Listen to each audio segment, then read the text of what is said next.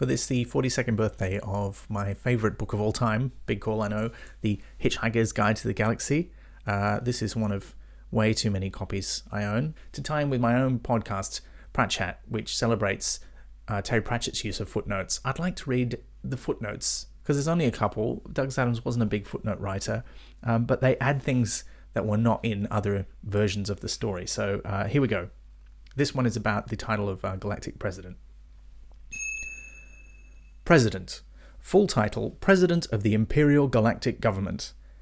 The term imperial is kept, though it is now an anachronism. The hereditary emperor is nearly dead, and has been for many centuries. In the last moments of his dying coma, he was locked in a stasis field, which keeps him in a state of perpetual unchangingness. All his heirs are now long dead, and this means that without any drastic political upheaval, power has simply and effectively moved a rung or two down the ladder, and is now seen to be vested in a body which used to act simply as advisors to the emperor, an elected governmental assembly, headed by a president elected by that assembly. In fact, it vests in no such place. The president, in particular, is very much a figurehead. He wields no real power whatsoever. He is apparently chosen by the government, but the qualities he is required to display are not those of leadership, but those of finely judged outrage. For this reason, the president is always a controversial choice, always an infuriating but fascinating character. His job is not to wield power, but to draw attention away from it. On those criteria, Zaphod Beeblebrox is one of the most successful presidents the galaxy has ever had. He has already spent 2 of his 10 presidential years in prison for fraud.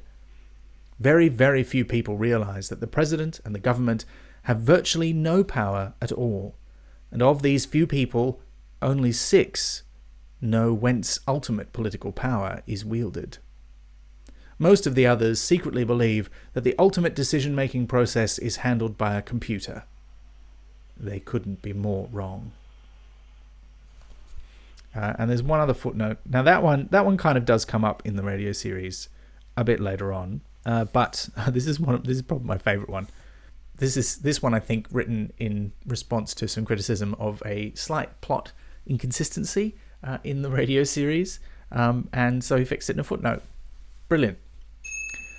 Ford Prefect's original name is now only pronounceable in an obscure Betelgeusian dialect, now virtually extinct since the great collapsing Hrung disaster of Galcid year 03758, which wiped out all the old Praxabeetle communities on Betelgeuse 7. Ford's father was the only man on the entire planet to survive the great collapsing Hrung disaster, by an extraordinary coincidence that he was never able satisfactorily to explain. The whole episode is shrouded in deep mystery. In fact, no one ever knew what a Hrung was, or why it had chosen to collapse on Betelgeuse 7 particularly. Ford's father, magnanimously waving aside the clouds of suspicion that had inevitably settled around him, came to live on Betelgeuse 5, where he both fathered and uncled Ford. In memory of his now dead race, he christened him in the ancient Praxabeetle tongue. Because Ford never learned to say his original name, his father eventually died of shame, which is still a terminal disease in some parts of the galaxy. The other kids at school nicknamed him Ix, which is the language of Betelgeuse 5. That's a typo there. Which in the language of Betelgeuse 5 translates as boy who is not able satisfactorily to explain what a Hrung is, nor why it should choose to collapse on Betelgeuse 7. Happy birthday, Hitchhiker's Guide to the Galaxy.